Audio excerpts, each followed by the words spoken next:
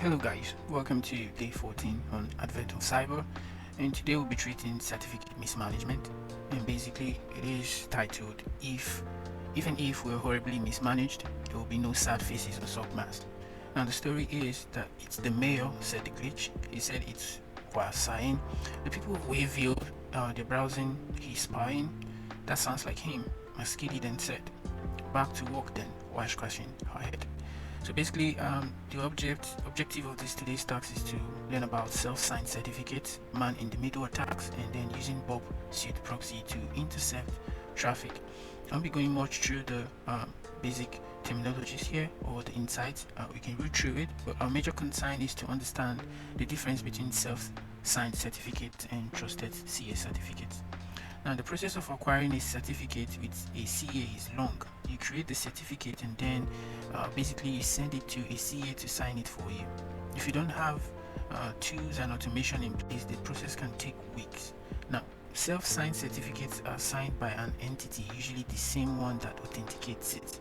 Now, for example, the Wavy owns the gift scheduler site, and if they create a certificate and sign it with Wavy as a CA, that becomes a self-signed certificate. Now let's take a look at browsers. Now browsers generally do not trust self-signed certificate. Generally they don't. Hence when you do that, it always gives you a notification telling you, would you be able to accept a risk. We'll see that soon. Now but trusted CA certificate on the other hand are verified by a CA, which acts as a trusted third party to confirm the website's identity. Without further ado, we're going to connect the machine, and today we'll just be using the attack bus and the virtual machine.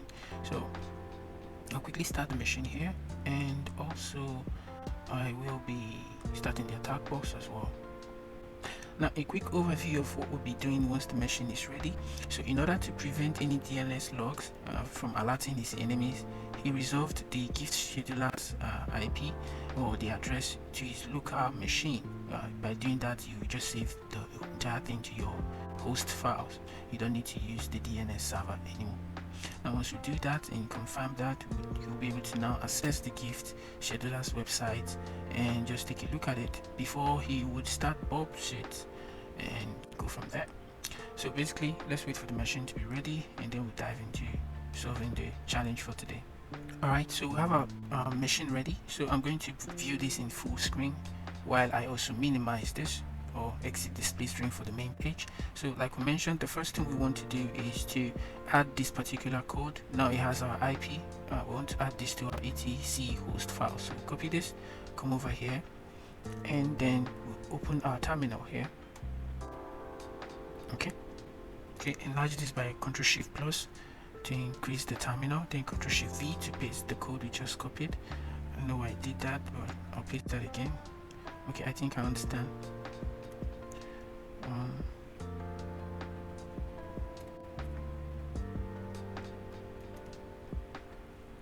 Now Ctrl+Shift+V, we'll paste that code there, and I believe this has been added. So if we cut the etc host files, right, hit enter. Looks like we added that multiple times. I can just delete that by saying sudo nano etc hosts. Okay, so we can manually just delete that. It added multiple times, so I'm just going to delete the 2 that was added extra, and I'm going to do Ctrl+O to save it again, and Ctrl+X, and we're done.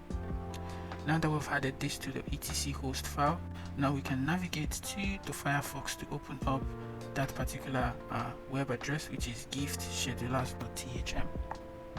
Okay, our Firefox is open. We can just navigate to that particular site. You can come here and copy this, or you can just type it out, whichever one. Copy it, and we'll paste that there, hit enter. It loads up the page for us. Once we load the page, the first thing we notice is a warning sign where it says potential security risk ahead. Usually what you want to do here is to click on advanced. Once you click on advanced, It's going to give you more details about this, and it's going to tell you to view certificate. Below here you're going to see accept the risk. Now this is basically how we get the solution to question 1, but if you view certificate, you're going to get more information about the CA or the self certification that was done. You can see the subject name, you can see the issuer, you see the organization that did it, the common name, the email address, and so on. We can just accept the risk and continue.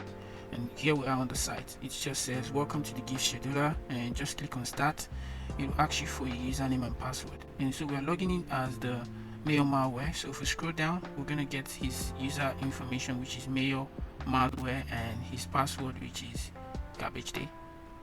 So I'm going to type out his username here. We have mail underscore malware, and password. So once you paste the password, you hit login, and there we go. As you can see, it comes out to the dashboard, but we can't do much here either than view your gift or request for new one. For instance, if you want like a hacker t-shirt or something, if you type that, you submit a request, and it's going to say pending till you get the gift. So he basically can't do anything. Now this is the time we need to now do the actual taking advantage of the vulnerability on the CA. And to do that, we need to open up Burp Suite, and let's do some settings on Burp Suite. So click on Burp Suite on the top right side here, or you can go to the terminal and just type Burp. So it's loading. Alright, it takes us to the first page, temporary project in memory. You just click next and click start Burp. Now once the Burp Suite is ready, yes, I know the Burp Suite looks tiny. Usually you can just come over to settings here, click on settings, and then just navigate to user interface, and then you're going to see display. Under the display, you can see the appearance here. Click on appearance, click on font size, and set it to 15 or any size you want, and that enlarges it. One more thing, you can click on message editor, and then if you scroll down a little bit, the HTTP message display, we can change the font here and set it to 15 as well, or any size you want, and then hit OK. Now we're done here. We'll close this settings page. Now we'll go to proxy. Under proxy, we'll see intercept. We want to keep this intercept off. Okay, alright, with intercept off, we'll come over to proxy settings here. What we want to do now is to add an additional proxy listener. Okay, we'll click on add here, and the actual IP address we want to add is the IP address of the attack bus. If you look over to the top here where you see attack bus IP, we have 10.10.72.32 right here. It automatically fills it here on that specific address, so we'll select that. One more thing, we want to set the port. We want to set it to 8080. That is the port, and then we hit OK. Alright, now that we've set the additional listener, which you can see that just appeared here, we're done with the setup.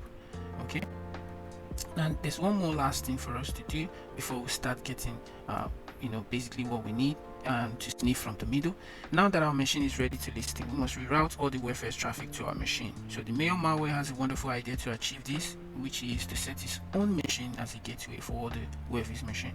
To do that, we then add this particular line of code here.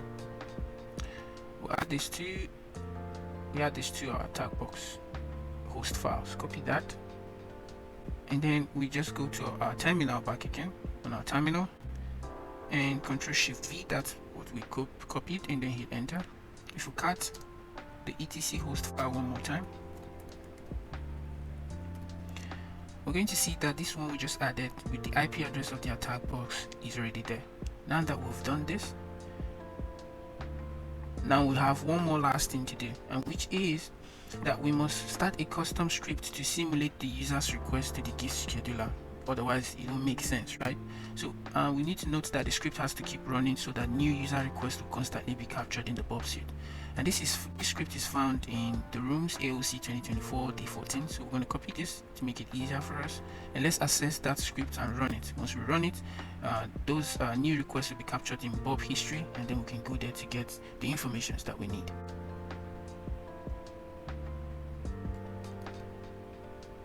So I'll go back to my terminal here. Ctrl+L to clear this terminal, and then Ctrl+Shift+V to paste the code we just copied. Hit enter. If we ls to list the content, we're going to see there's a route-elf.traffic.sh file that is there. In order to run that, we hit the period sign, a /, type RO, hit tab to complete the name for you, and hit enter. As you can notice now, it says intercept user traffic in progress, and you can see the user request intercepted successfully. To keep doing that and filling up the page. Now that we have this running, if we get a couple of more requests, like we had 1 now, 4 now, and so on, if we minimize this, we'll come back to our Burp Suite page right here and click on HTTP history. Once you click that, you can see those 4 requests that we saw. First one is a get request, second one is a post request. What we need to use is a post request to be able to see the user information that was captured, like a username and password. Now click on that post one here, and as you can see, we have username, admin, password, and so on. If we click on the next one here, post request, we can see Mata malware and the password. Makes sense, right? Now that we have this, let's now go on to answer the questions properly. If we scroll down, the first question here says, what is the name of the CA that has signed the gift scheduler certificate? If we come back to our attack box here and go back to our Firefox, you remember when we're trying to log in and we got that particular warning sign and we viewed the certificate? Yes, this is the information about that CA, and the question is who signed it. The organization right here is THM. That's the answer. Now, for instance, if this page was closed and you didn't have access to it, all you need to do is to come to the website page. Close to the URL here, there's a padlock sign with a danger sign. If you click on that, it's going to tell you connection not secure. Click on that line. It's going to give you a bunch of stuff, but just click on more information. And once you've done that, you're going to see general permission security. Under security, you see view certificate. You can see the answer is even here by saying verified by THM, but you can click view certificate again to give you all the information that you need. Now that we've got our answer for question 1, we paste that in here and we submit. Correct. Now the next question says, look inside the post request in the HTTP history. What is the password of Snowball Elf account? We go back to our attack box, we go back to our Burp Suite, and still under the HTTP history, we keep checking the post request. And the third one here, under the post here, says username Snowball Elf and password C4 rots blah blah blah. So we just copy that password, which is the answer to the question we were asked. Copy. Come back to our TryHackMe page here. Paste that and hit submit. The next question says use the credentials for any of the elves to authenticate to the gift scheduler's website. What is the flag shown on the elf scheduling page? Now that we already have a password of Snowball F, let's try to log in as Snowball F. We'll come back here, go back to our dashboard here on Firefox. Previously logged in as mail malware, we log that out. And then we just type in the Snowball Elf as username, password, paste the password we already copied previously, and hit login. Voila, we're in, and under here we can see the flag THM AOC blah blah blah. So copy that and we'll paste that to answer the question for number 3. Hit submit. Question number 4 says, what is the password for Mata Malware's account? If we come back to our Burp Suite here, we click on the 4th post here. You can randomly check, it's just coincidental. Okay, the 4th one is admin. Maybe we'll go back up. Remember the second post request, I guess, was malware, I guess. So the password is holy jolly SOC-mas. So we just copy that, which is the answer to the question. Once we've copied, come back to TryHackMe here, paste that in and hit submit. And lastly, it says malware finally succeeded in his evil intent. With Mata Malware's username and password, he can finally access the administrative console for the gift scheduler. G-Day is cancelled. What is the flag shown on the admin page? Now we'll come back here. We want to log in with Mata's details. So the username is Mata Malware, and we already copied the password here, right? So we'll come back to our gift scheduler's dashboard here, log out previously from the elves, and then we'll type username Mata _ Malware and the password which you copied, holy SOC-mas. Hit login and we're in. It says welcome to the admin dashboard. This is the flag that we need, and as you can see from the admin page here, you can have access to manage gifts. Alright, manage gifts requests. You can see someone requested for a firmware update. You can approve or deny. Remember when we requested for hacker t-shirt, right? We can approve that, and he can actually cancel the whole G-Day, right? that's one crazy thing here. You can cancel the whole GD if you fell for it. It was a trap, something like that, right? And we've copied flag. We paste that in here and submit. That's the answer. And lastly, if you enjoyed this task, feel free to check out Burp Suite. It's a very interesting tool to use as a pen tester or as a security expert. So we click complete here. That brings us to the end of today's challenge. Thank you guys for studying with me. Thank you guys for learning with me. I'll see you guys in day 15, right? And do enjoy the rest of your day. Ciao.